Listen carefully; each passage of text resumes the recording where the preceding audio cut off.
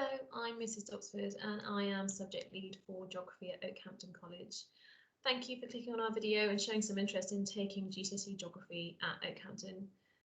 I'm going to run through some key questions that we often get asked at curriculum evenings. I'm hoping that this will answer some questions that you may have had, but if not, please do get in contact with us and we'll be very happy to answer them for you.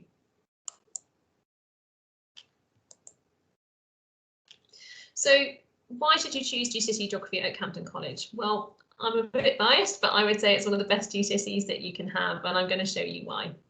So some of the key questions we get asked are, what do we study at GCSE level?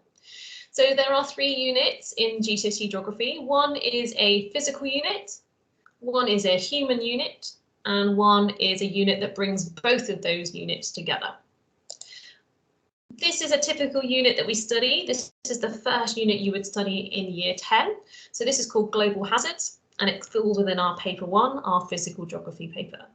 So we look at things like plate tectonics, earthquakes and volcanoes and managing those hazards, but we also look at climatic hazards as well and how those are increasing with global warming. And as with lots of geography topics, we also cover case studies, and this is about taking the content that we've learned and applying it to the place. So we look at Eyjafjallajökull in Iceland, we look at the Australian Big Dry, and we look at Boscastle's flash flooding event. The second unit you would do in year 10 would be urban futures, and this is all about our urbanising world and the fact that our cities are getting bigger. We look at the issues of growing slums and slum life. We also look at how cities are becoming more sustainable, either through the use of technology or through aid projects.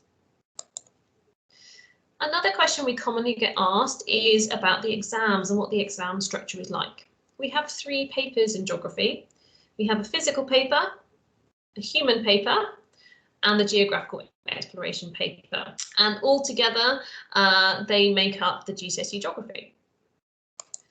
The questions are varied, so we have some that are multiple choice, some that are describe and explain. These are typically 2, 3 or 4 mark questions, and the highest mark questions that you will have in a geography paper are out of 8 in paper 1 and 2, or 12, there is one 12 mark question in paper 3. We guide you in how to structure those questions, and we practice them on a regular basis throughout our lessons and through home learning.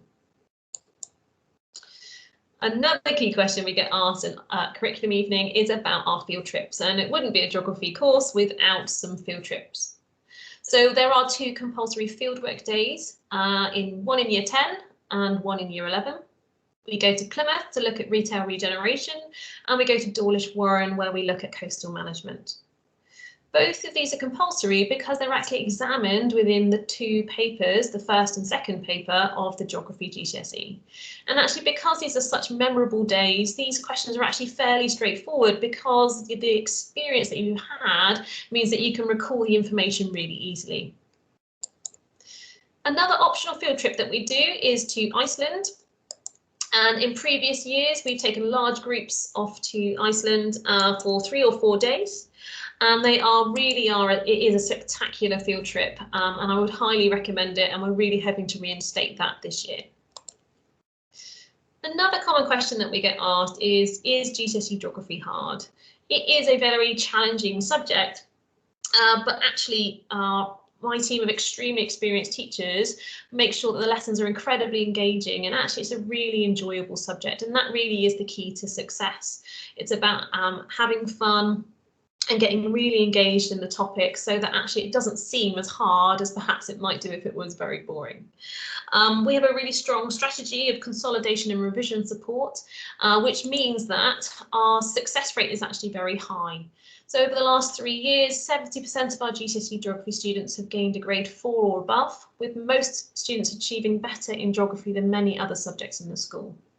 We also continue this success into our A-level, and so with the last year that we sat exams, we achieved a 47% A star to A in our A-level, and actually the real key to that is then going on and taking that on to degree level as well. Another question I get asked quite often is about can you take GCSE Geography and History, and many people think you can't or shouldn't do that. Actually, they complement each other very nicely. it's kind of that old adage of you need to know where you've come from to know where you're going, and some of the skills and knowledge that you would learn in a history GCSE complement geography really well. So if you are able and thinking about it, I would really strongly recommend you take both GCSEs. 2020 has shown the importance of a really good geographical understanding, whether it's from the global spread of the coronavirus through globalization and mapping it through GIS, the inequality of its spread in the UK with high clusters of coronavirus outbreaks in the north, showing real inequality in wealth, or the vaccine development and the global health inequalities that this will inevitably create in the future. Geography really is a subject which holds the key to our future, and I really think you should choose GCSE Geography as one of your options at Okehampton College, as studying geography will give you the key to unlocking a bright future. Thank you for your time.